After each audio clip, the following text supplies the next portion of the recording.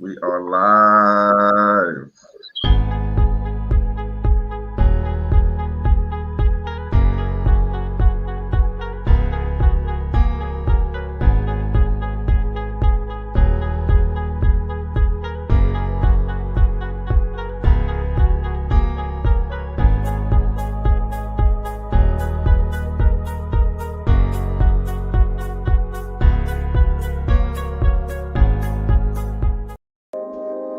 We hold these truths to be self-evident, that all men are created equal. And they are the very people telling the black man that he ought to lift himself by his own bootstraps. This is what we are faced with. Black civics. Black civics. Understand that what we are doing here, I haven't really seen anywhere else. Black civics. We demand a new deal for Black America. There are specifics in there in terms of what that Black agenda looks This like. is a reality. Now, when we come to Washington in this campaign, we're coming to get our check.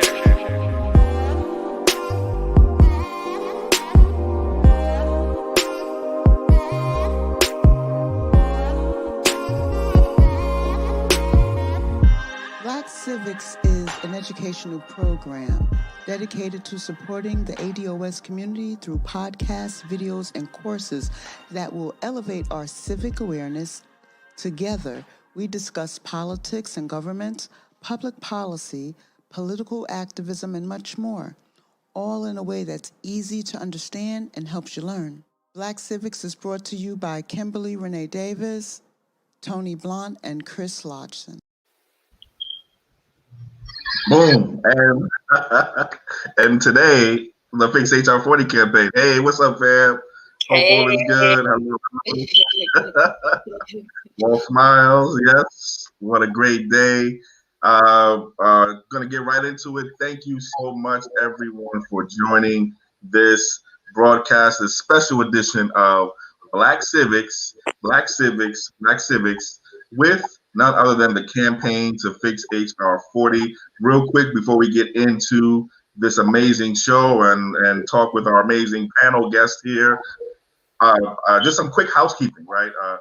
As you're coming in, whether you're on YouTube at Black Civics, on Facebook at Black Civics, whether you're on Fix HR40 on Facebook as well, we're streaming live to 3 different platforms at the same time. So like, share, subscribe, and subscribe wherever you are, and also join the discussion. Make sure that you are giving as much commentary and feedback and thoughts and ideas as you can. This is going to be a conversation with not just the campaign to fix HR40, but folks who want to fix HR40 like you, right? So make sure you join the discussion, whether you're on Facebook, whether you're on YouTube, wherever you are. I'm so glad you're here with us. Thank you so much for joining. By way of introduction, I am Chris Lodgson. I am an organizer here in Sacramento, California. I am a founding member of the National Assembly of American Slavery Descendants. Woo woo. I am also the lead organizer, the elected lead organizer for the campaign to fix HR40, and I am joined by none other than Lucretia Burtz. I am an organizer in Chicago. I co-founded the organization or the initiative called the Black Remembrance Project, and I'm also a member of the National Assembly, or NAS, the NAACD. Yeah, I mean NAASD. My bad. Yes. And shout out to everybody who's joining. We got an amazing show. Like I said, we've already got an amazing crowd. What's up, Kim? What's up, Xavier? What's up to the Black Civics moderators? Chanel, I see you. Tony, I see you. You're backstage and you're also moderator. You're doing a whole bunch of stuff. Tony, thank you. Shout out to everyone who helped support this effort and support this broadcast. What's up, Marcus? What's up, Dawn? What's going on? Drop your name in the chat, fam. Let us know who you are. Let us know where you're from. Represent your city and yourself in the chat. This is going to be a great show. You know, the like I said, we have an amazing show, right?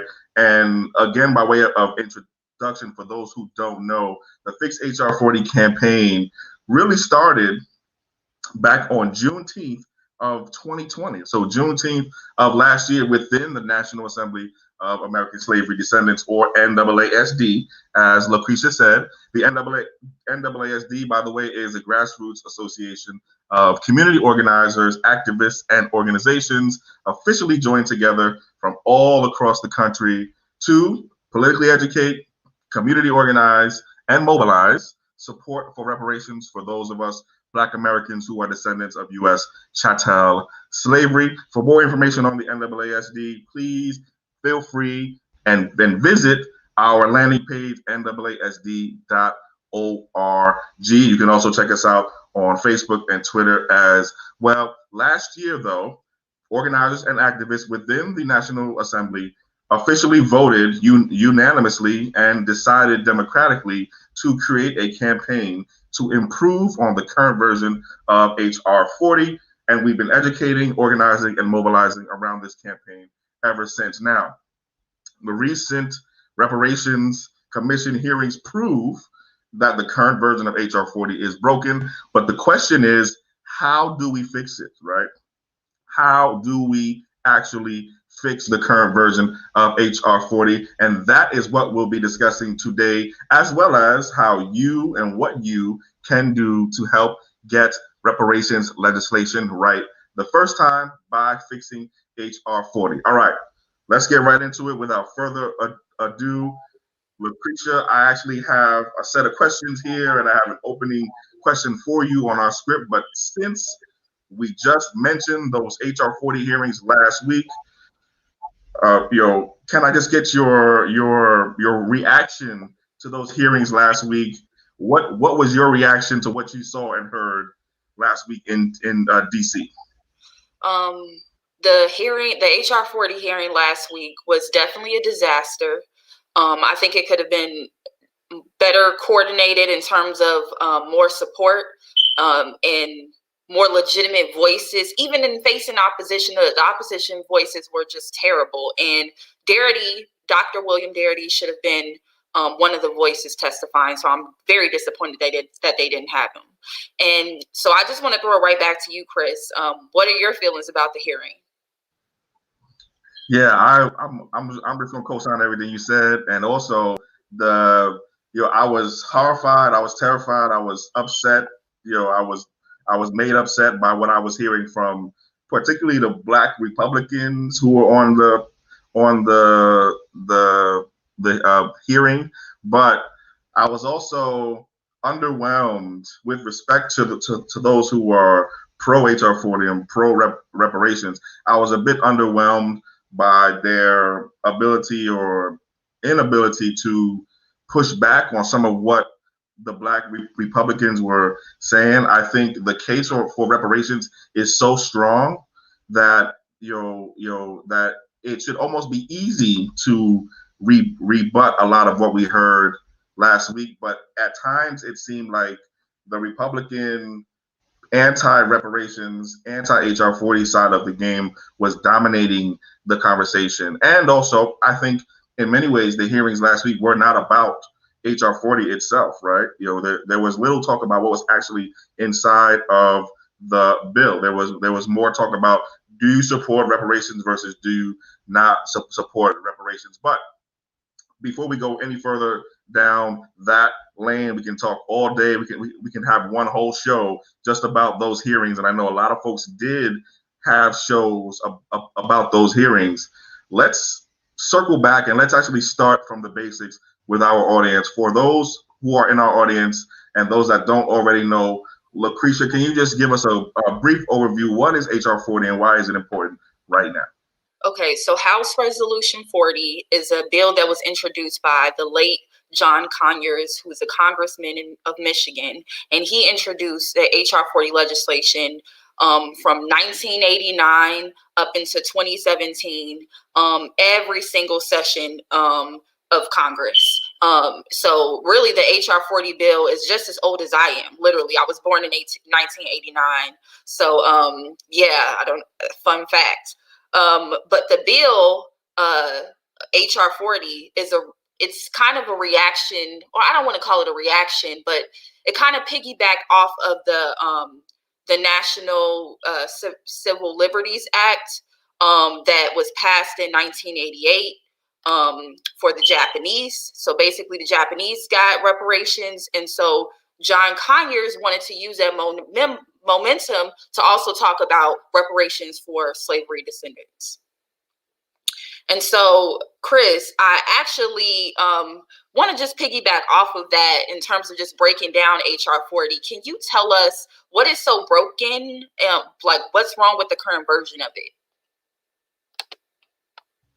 Yeah, great question, and thank you for setting the context here. So, what's wrong with H.R. 40, right? Now, for those in our audience who have been following the Fix H.R. 40 campaign, whether it's on Twitter at Fix H.R. 40, whether it's on Facebook at Fix H.R. 40, or on Instagram, whether you visited fixhr40.com or fixhr40.org, which I encourage every single one of you to do. For those of you who have been following this, you'll recognize some of what I'm about to say about what's wrong with H.R. 40. But let's talk about three specifically big bad things about the current version of H.R. 40. First, let's talk about the lack of a commitment in the legislation right now to specificity around who is eligible for reparations. Right now, the legislation does not have anywhere in its language any commitment to targeting those of us who descend from the institution of chattel slavery as the eligible recipients. That's an important piece, a very important piece that's missing from the legislation. Actually, if you read the legislation itself, there are probably 2, 3, maybe even 4 different ways in which the legislation classifies or talks about who it thinks the legislation is about. It talks about black people, African descendants, et cetera, but there's not a clear, explicit, exclusive commitment to targeting the reparations project and claim to those of us who descend from U.S. chattel slavery. So that's the first problem with the current version of H.R. 40. That's the first point where it's broken. The second point or part where it's broken is that right now there is currently no commitment in the legislation to eliminate the racial wealth divide, gulf, gap, however you want to call it, right? There's no commitment inside of the legislation to do that right now. Why is that important?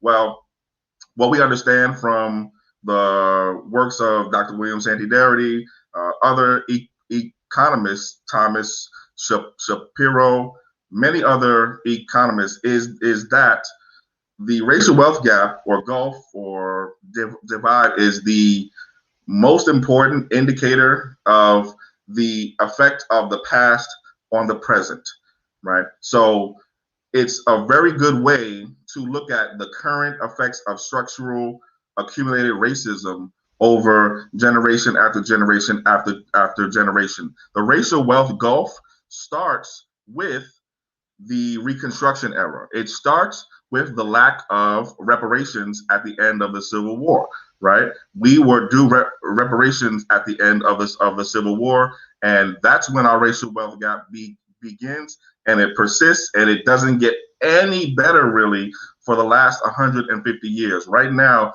black folks who descend from U.S. slavery have about the same wealth that we did back at the end of the Civil War. And the fact that there's no commitment inside of the legislation itself right now to close that gap at a bare minimum is a big problem. That's the second point or part where the legislation is broken. And then lastly, for at least this part of the discussion about what's broken in H.R. 40, there is a lack of a commitment in the legislation right now to direct payments as part and parcel of any reparations plan.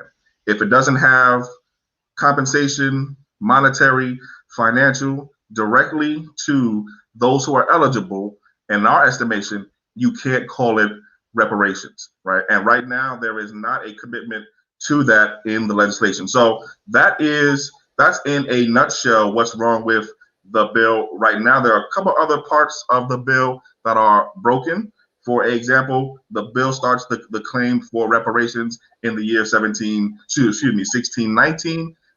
It should be started in the year 1776. Why? Well, because there was no U.S. government in the year 1619, and we have to be very precise and specific about this legal claim that we are making. There's also no final deadline for a final report for the actual proposals for reparations. Right now, it says after a year or 18 months, a report is due, but it doesn't say that the final report is due. We think this can be done within, a year, 18 months, and so there should be a final deadline on the commission's work. And last thing I'll say about how this legislation is broken right now and how it can be fixed, right, is there is currently no guarantee that even if the commission came back with amazing proposals, right, even if the commission came back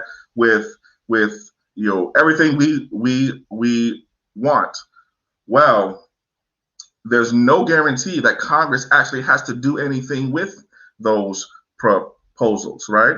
If you think back to the Japanese case, they had a two-step process, right? They had a commission legislation, and then they had actually do what the commission said legislation. So how do we go from that first step to that second step?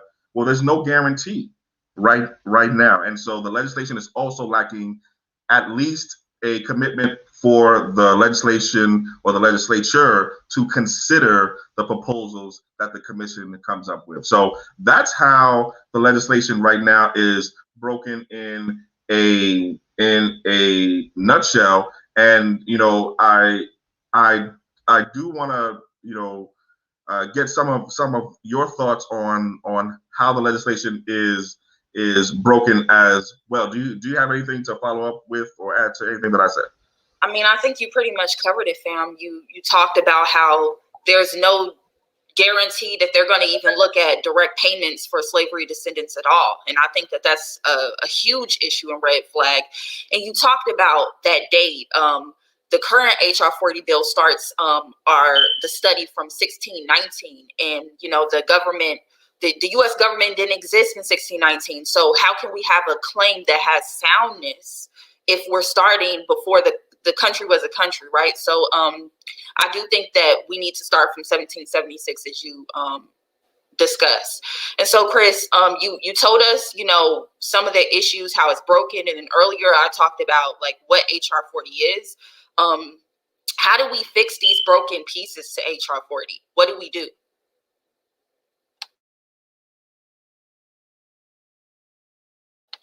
And I think there's a issue with your broadcast, fam. So I don't know if you heard my. Okay, yeah, you're back. Yes, yes. Had a little bit of a technical difficulty. Sorry, my whole connection just dropped there. Sorry about that. But thank y'all for sticking around. The connection just dropped, but we got it back, so we are good. Look, Lucretia, I missed the last point that you made about the bill, but yeah. I mean, I was going to ask you the next question. And before you get to the next question, I just want to say shout out to the people in the chat. They're laying out, some good comments in here. Yeah. We got some folks who have talked about how they've reached out to their own congressmen, and some folks are saying that they agree with us about the flaws within the bill. Please keep the comments coming. Yes. Please tell us if there's anything we miss in terms of flaws with HR40. Please put that in the comments too.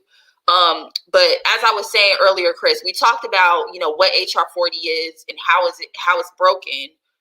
Now we need to talk about how do we fix it.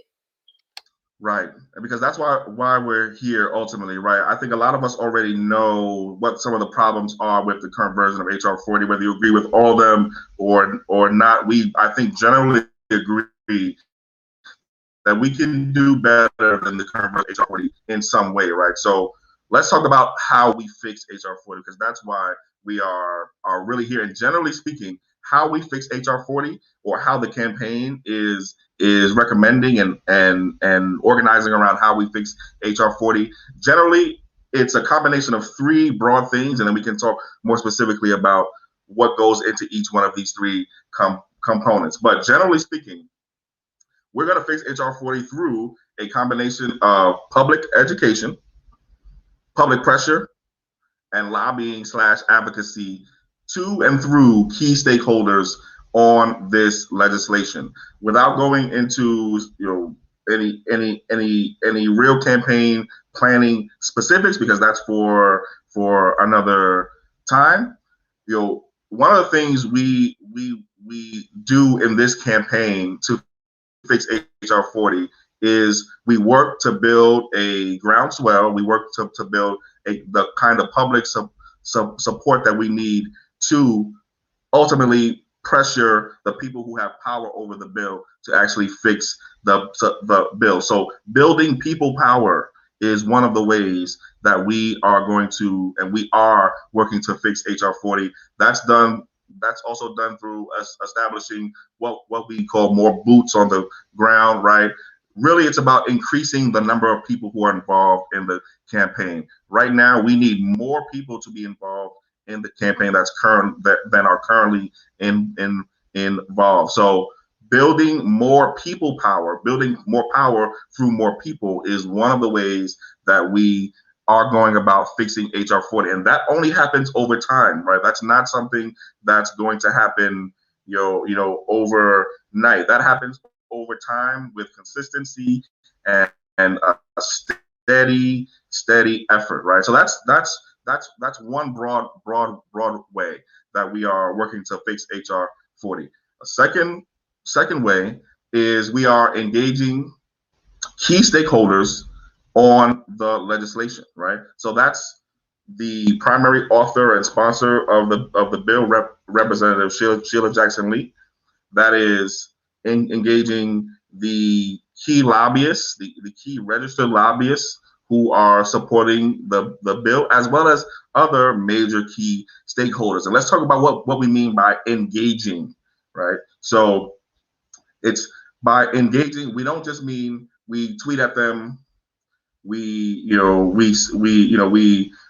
send them emails or we call them. That is a kind of engaging, yes. But we're talking about more direct, more intimate, more direct conversations, one-on-one, group on group, to actually persuade these key stakeholders and these key legislators to do what we want them to do, which is make this bill better. So that's what we mean by engage. It's not just as simple as we're going to tweet at them or we're going to yell at the bill, right? It's we actually have to have conversations with these key stakeholders. And perfect segue into the next way in which we fix H.R. 40 is through building relationships, right?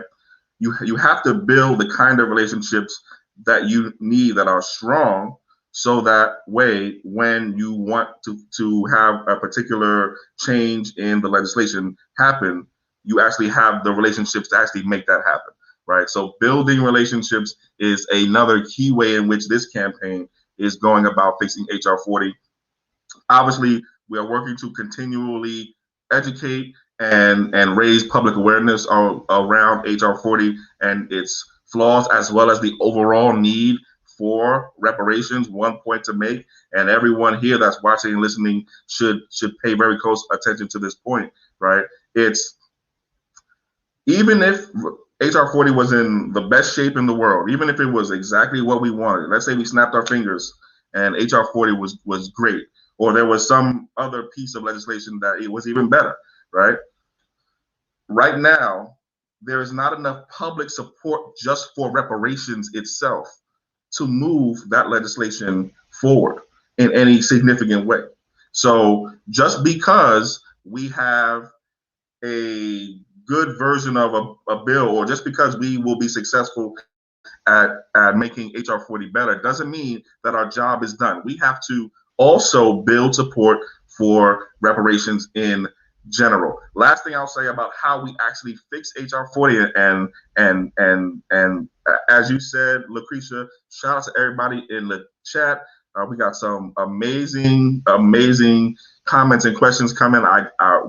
We got to get to these questions. All right, we got to get to these questions. But last thing I'll say is, how do you fix HR 40? In addition to everything that I just said, you fix HR 40 by not giving up.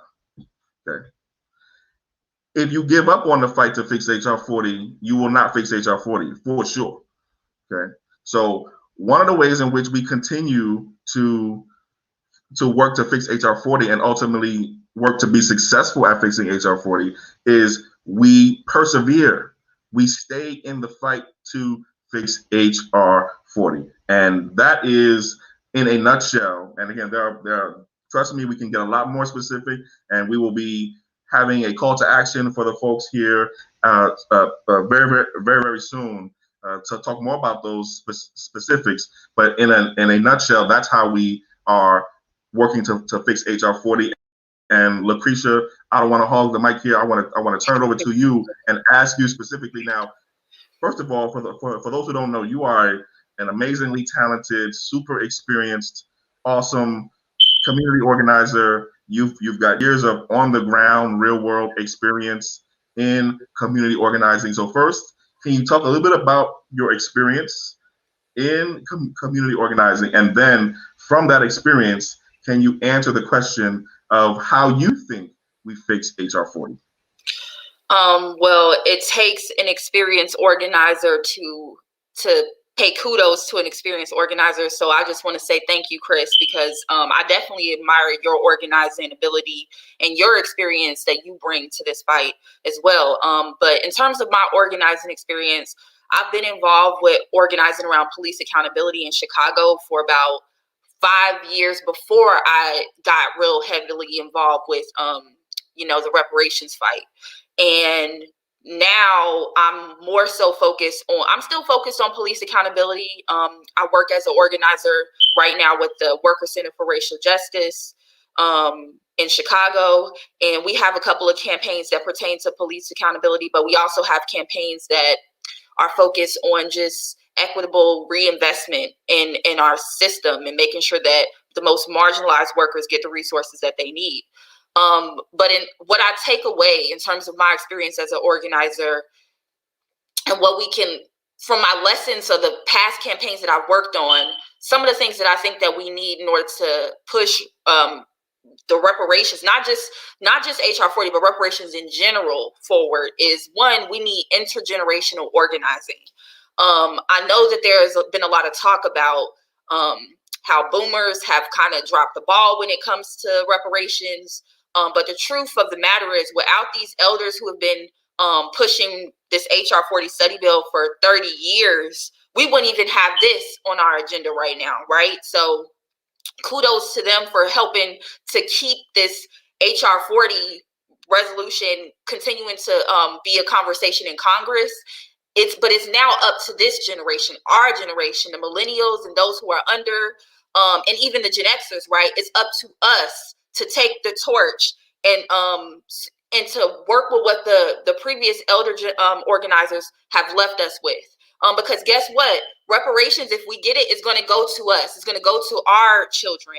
And we have to make sure that it is what it needs to be. So we need intergenerational organizing in order to pass any reparations legislation. And when I say intergenerational organizing, I'm not just talking about, young versus the old. I'm also talking about experience too. Like, you can be a older person and you can be less experienced in organizing, but we still need you because you still can bring something to this fight. I mean, we also need more seasoned veteran organizers, people who have been working on labor organizing, people who've been working on police accountability. We need those folks to also start to get involved with our Fix HR 40 campaign. Another thing I'll say is that we need a better relationship with legislators. As it exists right now, I feel like Black political officials have this very patronizing relationship with their constituents. They get elected and they're supposed to represent us, but they don't end up like doing surveys or asking us what we want. They end up going out there and representing what they think our interests are. And that has to stop. We have to do a better job of letting our legislators know what our interests are, and we have to hold them accountable to our interests too. So we need better relationships with legislators and more accountability from our legislators, because the fact that this bill has been introduced for 31 years now, to me, that is the fault of our legislators not working with us, and not going back to the people on the ground to push this forward. Another thing I want to say is we need better awareness of tactics and undermining strategies of lawmakers. From what I've seen in Chicago, I've seen our previous mayor and now possibly our current mayor do some very undermining things when it comes to, issues that I've organized around, such as police accountability. I've seen them introduce their own legislation to counter legislation that came from the community. And I don't want that to happen with reparations. It has to be a communal effort. It has to be about what we want as descendants of slavery. And so in order for us to be able to get above those tactics, we have to really study the other movements that have gone on in the past, and even other political issues that we're facing today. Let's study how those legislators are responding to those other issues, so we won't fall for the same sort of tactics that have disrupted campaigns run by the on the ground grassroots people like us. And last but not least, I'll say that we need visible support for our Fix H.R.40 campaign. There is no way that reparations will get passed if we continue to remain quiet about it. If we just, whisper to our little friends who are in these circles with us on Facebook and Twitter, if we just keep it within our circle and we don't try to expand this movement, the legislation isn't going to go anywhere. So I'll just keep it at that. And I apologize if y'all hear any noise. My neighbors have a dog. No worries at all. Apologize. No worries at all. That was fire, first of all, and no worries at all. Thank you for helping us understand from your own organizing experience, and applying that to how we can better work to fix HR40. I want to echo a lot of what you said, and then I want to turn and talk about calls to action for our audience here. By the way, once again, we've got an amazing audience. I mean, we've got ideas and questions flowing. Please keep it coming. Right, this won't happen without you. Every one of you is needed in this fight. Every one of you is valued in this fight. Right. So please keep the comments and the engagement coming. But I do want to echo a lot of what you said. All of what you said, really, from the perspective of my own organizing experience. If I could just take a quick stab at the question, and then, like I said, we'll turn to calls to action, and then we'll turn to the audience's questions, and then we'll end it there. Right? I want to reiterate what I said about persevering, and I want to broaden that to sort of talk about persistence. Right, we're going to have to be persistent. This campaign to fix HR40 is a minimum, from our perspective, 2-year campaign. We are dug in for at least the entire 117th Congress. Right, we are dug in. There's no moving this campaign other than forward for the entire 117th Congress at least. We're going to have to be a part of this conversation no matter what. And this is something that I've learned from my own organizing experience. You don't take no for an answer. Okay, you don't. If you want to organize and be a voice on an issue that you care about, you can organize and be a voice on an issue that you care about, right? And you don't take no for an answer, and you don't allow the powers that be, or the powers that would be, and the powers that want to be, to isolate you or not let you into the conversation. You have a right to be a part of any conversation especially a conversation as important as this one, right? So being persistent is one lesson that I've learned in my own personal organizing work over the past 10 years or so. Being persistent is key. It is something that if you don't have that persistence trait, if you don't have that perseverance trait, then you are less likely to be successful. And think about what you're up against, right? You're up against an institution that is, quite frankly, very, very able, very, very willing, very, very used to stopping people who want to make change just by waiting them out, right? Don't allow yourselves to be waited out. We're not going to allow ourselves to be waited out with respect to this campaign. So that's the only other application of my own personal organizing experience. But I want to co-sign and second everything you just said. And let's pivot, if we could, to talk about calls to action, right? And actually how we actually physically in practice, practically put some of these lessons into practice with respect to this campaign and to the audience that we have here. So I'm not sure how we organize this in the questions, but Lucretia, I'm just going to throw it to you, and then I'll come and I'll follow up. How can our listeners get involved in the campaign to fix H.R. 40 on a personal level, right? What are some calls to action on a personal level that our listeners can walk away today with?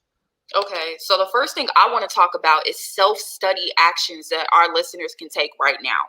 One thing that everybody who's listening needs to do is go back and listen to the H.R. 40 hearings. Listen to the H.R. 40 hearing that happened, I think in 2019 on Juneteenth, and also listen to the hearing that happened last week. Go back, review those arguments, review what what the opposed said and what those who are in the affirmative said as well. Another thing, read the actual H.R. 40 legislation, right? Know what is in the bill. Understand, so that you can understand why we're saying that it's flawed. Go see for yourself. And then another thing I want to say is read Darity's book, right? From Here to Equality, and his other articles on reparations. And then lastly, I want to say track and follow reparations news. You can do that by following the Fix H.R. 40 social media pages, our Twitter and our Facebook. Also, there is a page called Reparations News Hub on Facebook and Twitter that puts out a lot of news about reparations. So please go follow that page as well, so that you can just get up-to-date information about reparations. Because how can you be a part of this fight if you're not arming yourself with all of the information about the legislation that is currently on the table? And also about make sure that you're understanding the analysis of this current legislation that is on the table as well. And so, Chris, I want to kick it back to you. Yeah, no, thank you. I'm gonna catch it and dunk it. Okay. What else can you do, right? So yes, those are some things that you can do personally, self-study wise. You can start that today if you haven't done that already. Today you can start that. And thanks for plugging Reparations News Hub. Follow Reparations News Hub on Twitter. Follow Reparations News Hub on Facebook. We're on our way to Instagram, I believe, also. And that is an amazing platform with two goals. The goals of that platform are to keep reparations in the front of the conversation in between elections, right? As well as to build public support for reparations. So make sure you follow Reparations News Hub on Twitter and on Facebook. All right, excuse me. How can the folks here and those who are going to watch later get actually involved in the campaign? Well, there's a few ways. Just generally, right? You can visit fixhr40.com or fixhr40.org right now. That's just general, right? Fixhr40.com, fixhr40.org. If and when you do visit those pages, you'll see at least 2 or 3 calls to actions right on the page there, right on the website there. So support that website, and shout out to the amazing organizers and activists who helped us build and maintain that website. Tony, I see you. Kim, I see you. Everybody, right? So first thing you can do, make sure you go to that page. Second thing is make sure you're following Fix HR40 on Twitter, Facebook, and Instagram. And if you want to reach out to the campaign directly, you can email fixhr40@gmail.org. Now, that's just general stuff. Let's talk more specifically. In March of this year, and I believe we set the date for I believe it is Saturday, March 20th, and Tuesday, March 23rd. So Saturday, March 20th. I believe we set at 11 a.m. Pacific time, and Tuesday, March 23rd, 5 p.m. Pacific time. The Fix HR40 campaign is going to be holding a series of public campaign overview meetings, and we want you, those of you who are here right now, to sign up for those meetings, because that is your door, your entryway into getting hands-on and sleeves rolled up into this campaign. So Saturday, March 20th and Tuesday, March 23rd. Join us for our first 2021 series of Fix HR40 campaign overview meetings. If you want to get signed up for those meetings, visit fixhr40.com, fill out the form there, and let us know that you will be attending that meeting on, or one or both of those meetings on, again, Saturday, March 20th, Tuesday, March 23rd, right? So that is the primary call to action that we want to make sure that we are making clear to the audience today. This is a part of what we said earlier about how we fix HR40, right? Building more people power, building more people support, and you will have more to do than you probably know once you join us on Saturday, March 20th and Tuesday, March 23rd. So join us then. FixHR40.com is where you get signed up for those meetings, and I'm looking forward to seeing each and every single one of you there. Let's now, now that we've gone over the campaign, let's talk. Well, let's talk to the audience. Let's get the questions from the audience, because we had a lot of really good questions. Can I start? Yes. I want to actually kick it off by answering one of the questions I think I saw by Don, and shout out to you, Don. Hey, Don. Don asked about our timeline for the Fix HR40 campaign, and I just want to say that we will be following the current session of Congress, right? We know that they're elected, is it like every 2 years, right? So Yep. Every 2 years you get a new congressperson and they reintroduce this bill. But we're going to be riding this wave because Sheila Jackson Lee is currently the sponsor of HR40. So we're going to, as long as she's elected and she's sponsoring this bill, we're going to be riding that wave. And so we're going to be paying attention to their legislative calendar for this session of Congress. Yeah, great question. Great answer. And I'll just reiterate what I said. This campaign is dug in for at least the 117th Congress. Okay, so we're going to be on this no matter what for at least the next year and a half, 2 years for sure. There's a related question by Tanzi. Hey Tanzi, the question is, how much time do we have before HR40 goes up for a vote? So I can take a stab at this, and then look, Lucretia, if you want to jump in. From what we understand, the next step in the bill's life is what we call a markup session, where the bill gets marked up, quote unquote, meaning there's an opportunity to make adjustments, amendments, changes to the bill that have been accepted by the bill's author and are also accepted by those who run the committees. That is the step right before, most likely, a vote to move the bill from where it is right now, which is in the House Judiciary Subcommittee on the Constitution, Civil Rights, and Civil Liberties. So it's inside of that subcommittee, that's the step right before the bill gets voted up and out and into the full House Judiciary Committee. So that, in terms of timeline, that happening, we don't have any hard information about when that's going to happen.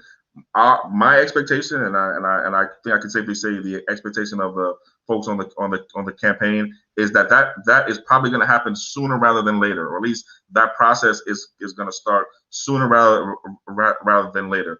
By sooner, I'm talking within months time, right? Not necessarily within years time. So months time. To the question of No, I just want to add that we've seen a lot of traction on H.R. 40 in the past 2 years, I want to say, right? Like they have, I think at the time they have like 167 co-sponsors, which is more than they've ever had before. And so this bill is, we do see some momentum around around H.R. 40 as it is. And so this is why this campaign exists, because currently we don't have any other reparations legislation on the table. Right.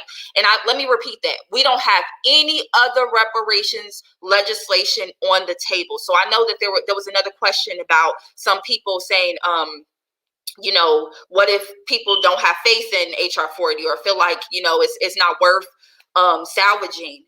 This is the only thing that we have on the table, fam. So we have to do our due diligence to make sure that if this is the only piece of thing that will get us closer to getting reparations, it has to be right. It has to be corrected. And so we have to do our work on the ground to move people to, one, understand what H.R. 40 is and understand why it needs to be revised, because its current version is not going to get us to where we need to go. I want to follow up with that and then get to some of the other questions, because we got some really awesome questions here, and we'll try to get to as many questions as we can. We wanted to keep this within about an hour for you all, so we've got about another 15-20 minutes or so. But let me follow up on this question about, what if you think H.R. 40 sucks and you don't like it, and even if it was change for the better, you still think there's better or more that we can do? First, let me say that I sympathize with you. Okay, I want to validate your perspective. There's nothing wrong with what you're saying. There's nothing wrong with your perspective. My perspective is, and from the perspective of the campaign, is we think we can do both. So we want to fight to improve the reparations legislation that's on the table right now, while we also work to support other reparations legislations efforts when we see them, right? When they appear, right? When they present themselves, right? So it's not a question of either or, it's a question of both and here, right? And it is politically not wise, and from the campaign's perspective, it's politically the wrong move, a mistake, to, just because you really don't like H.R. 40 and don't like what's in it, and don't like who's behind it, and don't like how it came to be, and don't like how old it is, it's politically a mistake to think you can ignore it out of existence. I think last week's hearings were proof of that, right? Just because you don't like the bill, just because you think you can ignore the bill, doesn't mean the bill goes away. And as a matter of fact, you could actually be making the bill more likely to pass by you ignoring it, by you not fighting against it, right? And so from our perspective as a campaign, we think we can do both. We are very supportive of other efforts to build and present other reparations legislation. Absolutely love that. We're also working to make the flawed, broken, bad reparations legislation that we have now better. We can do one with one hand and one with the other hand. And for anybody who's working on other types of reparations legislation, we're actually doing you a big favor, right? Because we're actually helping to prevent, slow, stop, improve the reparations legislation that exists now, and that frees you up to work on your amazing reparations legislation, right? So I did want to address that. It's not a either or. It's a both and that is the most politically smart way, we think, to ultimately get us to reparations, right? So just wanted to add to that, and then do you have I just want to add a couple of more things to this point about the bill as it is, and why not support other alternatives. I agree with you, Chris, and I always appreciate your diplomacy. It is a both and. We can incorporate multiple things at once. However, we need people to we need dedicated fighters, right? There's a lot of stuff right now all up in the air. People have a lot of suggestions. Oh, we should focus on this. And I see the comments in the chat about focusing on the Black Caucus. We can do that too, right? And if you want to focus in on the Black Caucus, how are you organizing around yourself to do that, right? So this, with the Fix H.R.40 campaign, we're inviting you in to support us and organize with us to bring more attention to the fact that this H.R.40 bill, as it is written, is flawed, right? And in addition to bringing attention to its flawed, its errors, we can also engage the CBC. We can also talk about what we would like to see in a reparations bill. But we have to take this momentum that we have from the internet, off of the internet, and bring it into an actual campaign to move this reparations conversation forward. So join us. Join the Fix H.R.40 campaign so that we can start to have these conversations. We can't just be throwing stuff out here in the vastness of the internet, hoping that somebody will pick it up. You help, right? If you have an idea, come join us so we can see that idea through. Yeah, great point. Fam, if there are any other questions, please feel free to drop them in the chat, or if we missed your question, feel free to drop it in the chat while we're getting other questions here. One question that came up in our prep for this very timely conversation is the question of how do we make the fight for reparations bigger than the fight for police accountability? Okay. That's one question that came up. Look, do you have any thoughts on that? Yeah. So the fight for police accountability, I think this is another both and situation, right? There's been a lot of momentum in this country around this nation. I mean, around the world, around police brutality, and this whole fight around police brutality is really about the physical, visual image of violence against Black people.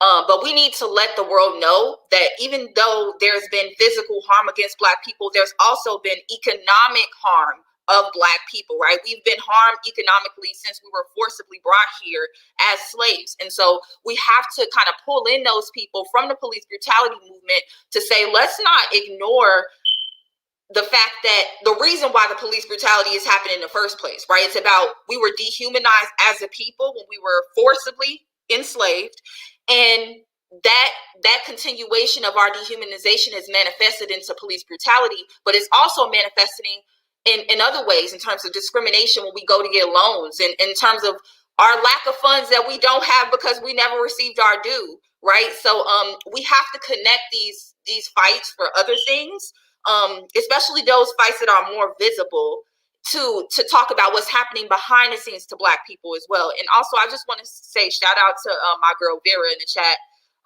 Thank you for joining, sis.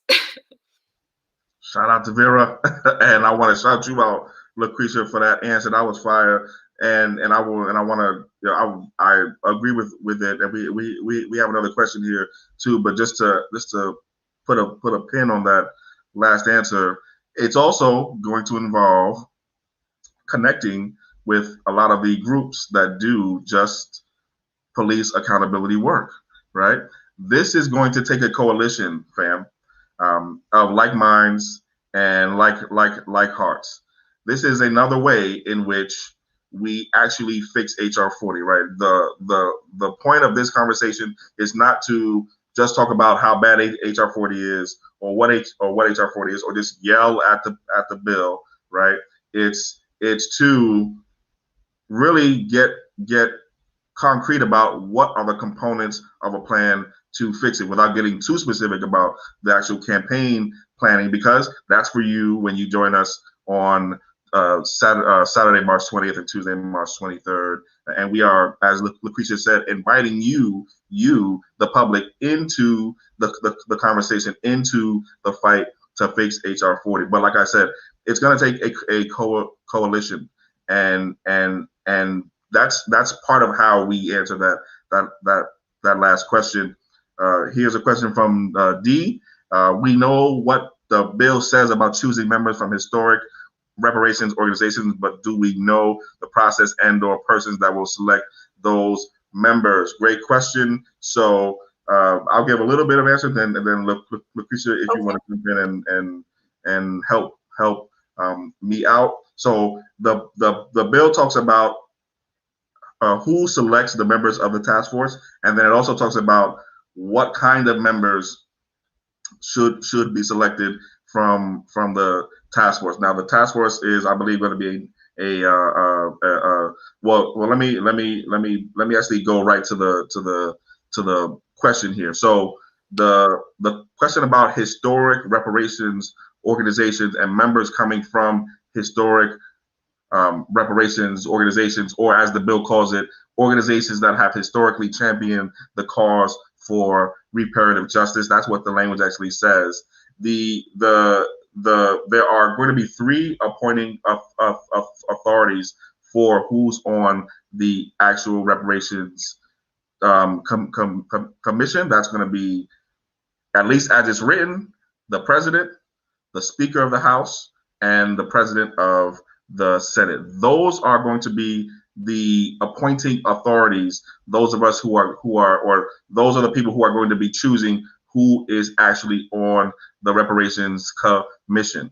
What the bill also says is that it must choose from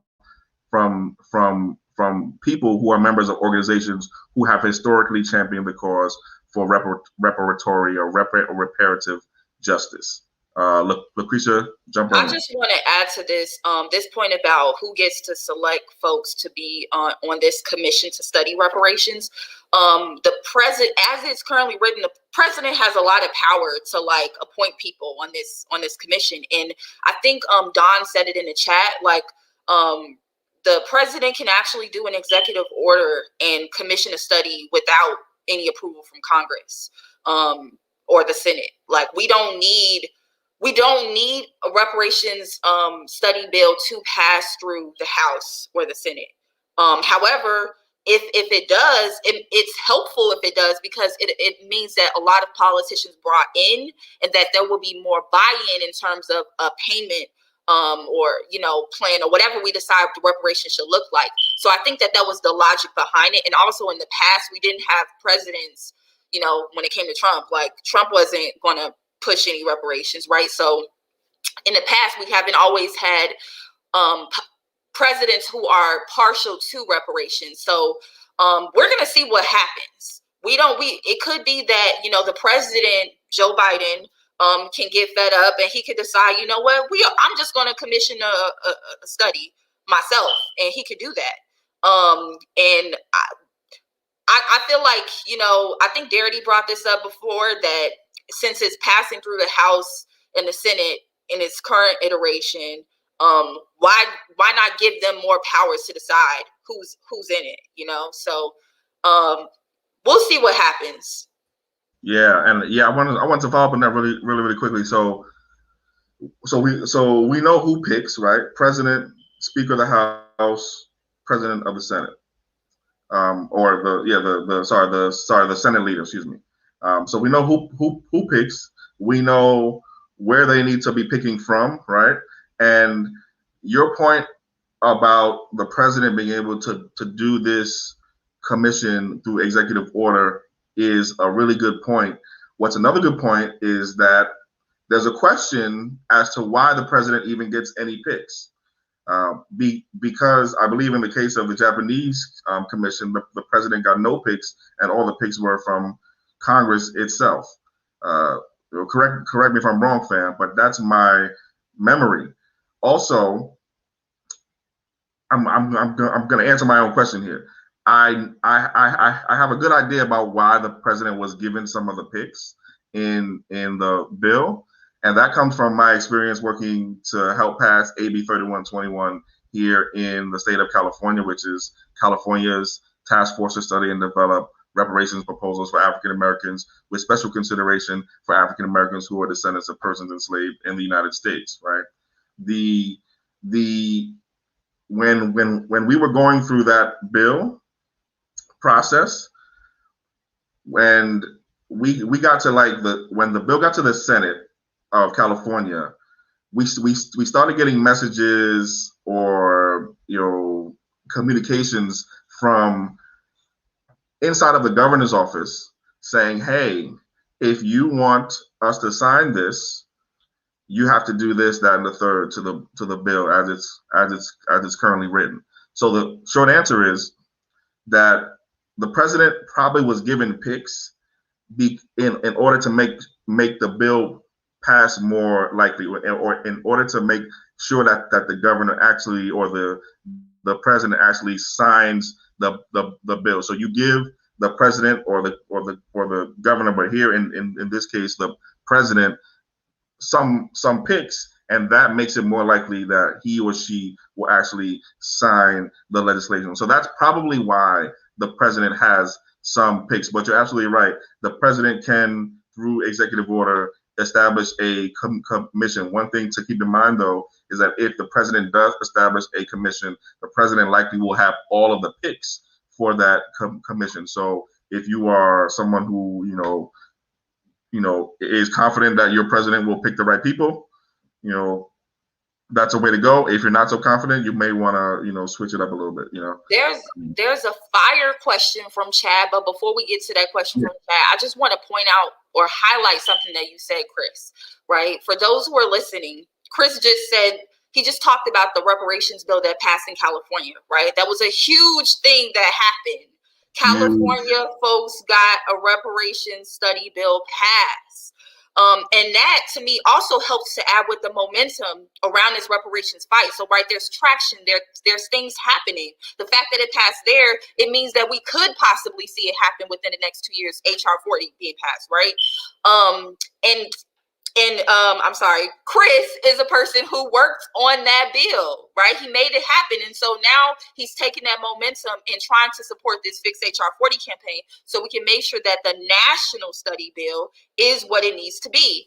And we're asking you all to join us in this fight once again. But now we can get to Chad's question. If H.R.40 passes as is, what are the implications for a future reparations program that will effectively redress and repair Black Americans? So I'll say this real quick. And I know that we're short on time if we want to wrap up. But I'll say this. If H.R.40 passes, it is a study bill. It doesn't actually have any sort of language that forces them to implement a reparations program. So technically, there can still be an additional bill that addresses what a reparations program could look like. So H.R.40 isn't the be all, the end all be all, right? Like it's a step in terms of building up more public support, making sure that the nation is understanding of, the harms that it has caused. And for those people who think that H.R.40 is irrelevant, I disagree. I think that there's no problem with having a study. People do studies all the time. We put a lot of energy, the fact that this bill has been pushed for 31 years, right? That's a problem. But it doesn't harm our fight for reparations. If anything, it can help clarify, if it's done correctly, it can help clarify what we're owed, right? So a reparations program proposal can come after H.R.40 is passed. Yeah, and fire, right? Right. Like absolutely co-sign all of that. Let me add to this. And Chad, you will know, you will recognize this answer from the work that you and others and myself have done here in California to get the California Task Force bill done, right? We started out here in California way before the California bill started. We started out in our mind and in our planning and in our organizing saying, hey, we are going to be a part of this fight in at least 3 stages.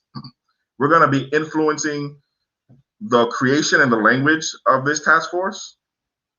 right, and the passage of this bill, then we're also going to be involved in who gets on the task force. Then we're going to be involved in what the task force does when it gets sacked. Okay, at least those three stages, right? So to your question about if HR 40 passes as is, what are the implications for a future reparations program that will effectively redress and repair Black Americans? Largely, the answer is that depends on what we do, right? And that depends on how much we stick to this fight.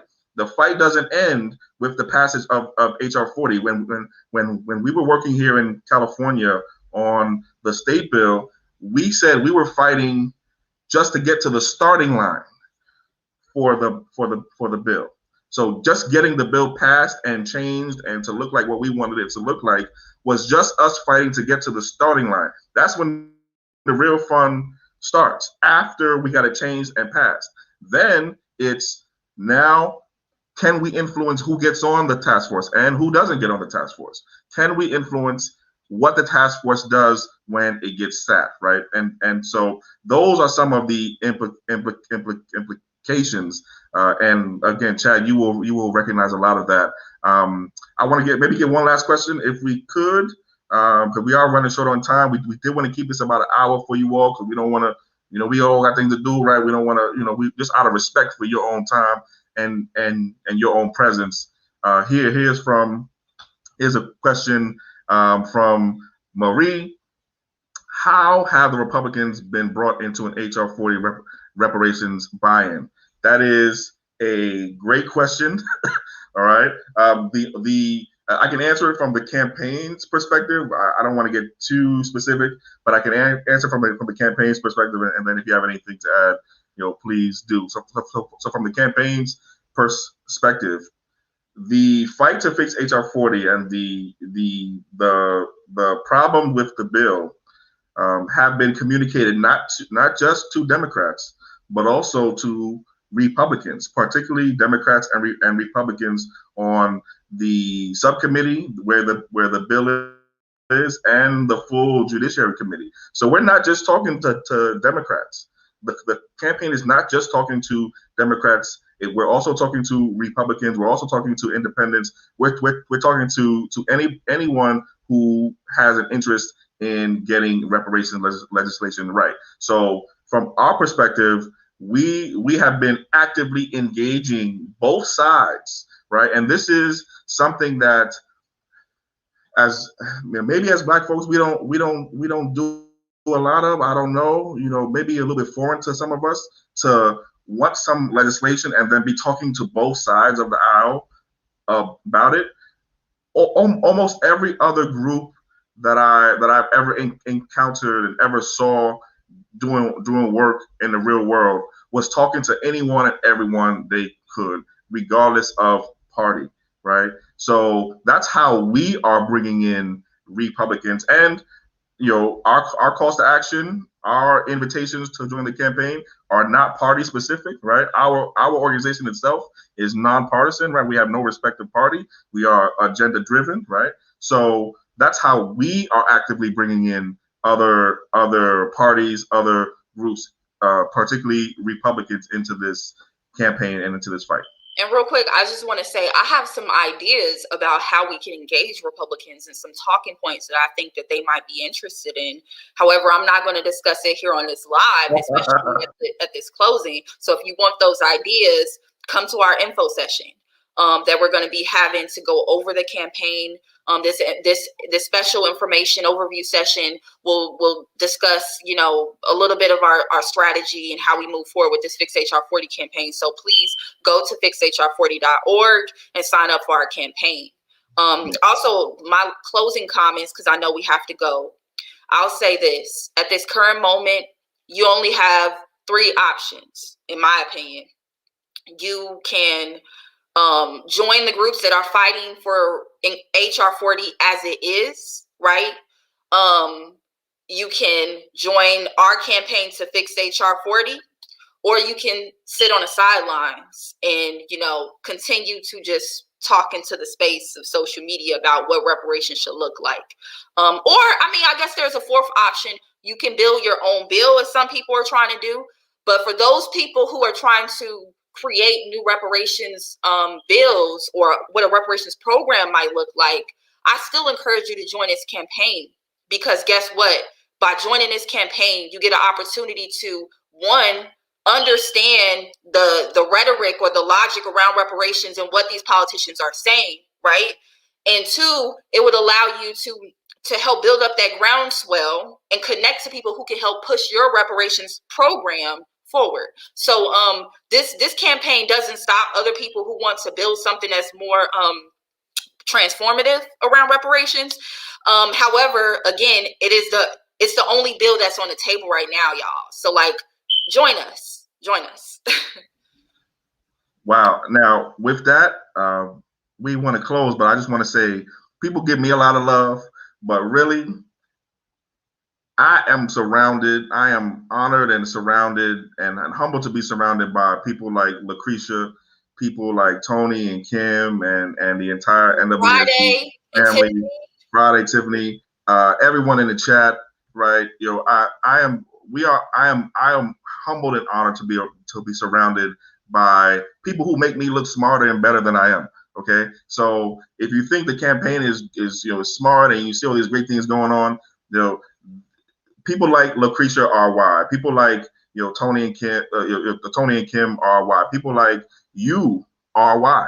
Right. So we should end here. Only the last thing to say before we break out is visit fixhr40.com or fixhr40.org. Both of them go to the same place and sign up for the campaign overview and invitation meeting Saturday, March 20th. You have one option that day, or Tuesday, March 23rd, Saturday, March 20th, 11 a.m. Pacific time, Tuesday, March 23rd, 5 p.m. Pacific time.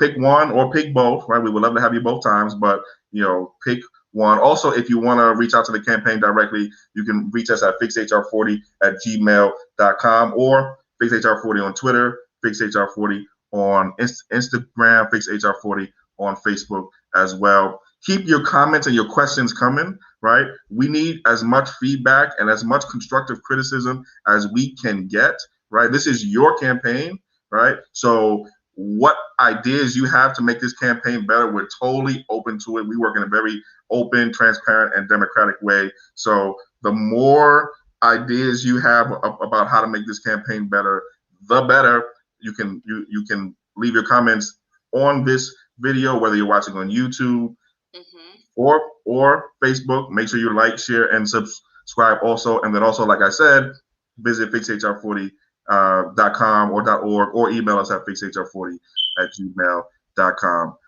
Having said that, Lucretia, do you have any closing words before we break up? I just want to say, I echo what you said, Chris. I appreciate you so much. I don't think folks understand how hard this man works, y'all. Like, he has a 9 to 5 and he's doing organizing all the time. I don't know how he does it. All of us, we're giving so much of ourselves because we want to see the next generation. Well, not the next. We want to see reparations in our lifetime, so we have to fight like hell to make that happen, right, y'all? So, please just join us in this fight. That's all I have to say. And I give kudos to all the folks who are going hard for reparations, all our folks in the chat. And yeah, please keep this conversation going. Share it with your friends and family, especially for those who don't understand what reparations is. Please share it with them and let them know there is something you can do about reparations as well. They can join our Fix HR40 campaign. Boom. Okay. And with that, we will see you on Saturday, March 20th, Tuesday, March 23rd, or before then at all the different places that we just named. Fam, have a great day. Have a great weekend. Thank you for your time. We really, really appreciate it. Trust me, your time is as valuable to you as it is to us. So thank you so much. And with that, we will see you next time. We hold these truths to be self-evident, that all men are created equal. And they are the very people telling the black man that he ought to lift himself by his own bootstraps. This is what we are faced with. Black civics. Black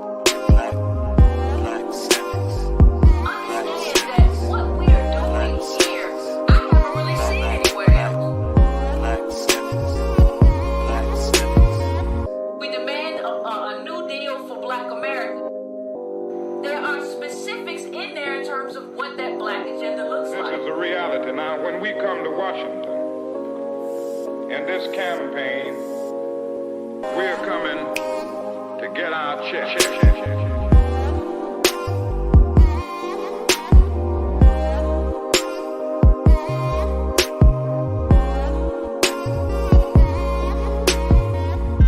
Black Civics is an educational program dedicated to supporting the ADOS community through podcasts, videos, and courses that will elevate our civic awareness. Together, we discuss politics and government, public policy, political activism, and much more, all in a way that's easy to understand and helps you learn. Black Civics is brought to you by Kimberly Renee Davis, Tony Blunt, and Chris Lodgson.